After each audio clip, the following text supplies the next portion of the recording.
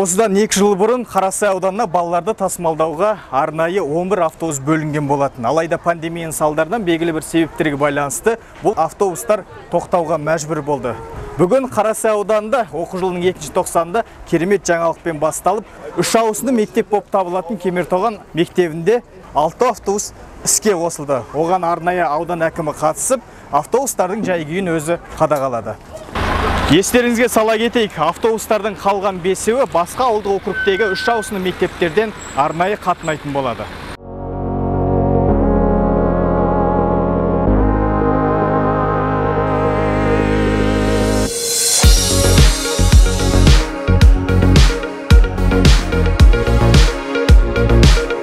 Барлығы 1887 оқушы тасымалданды.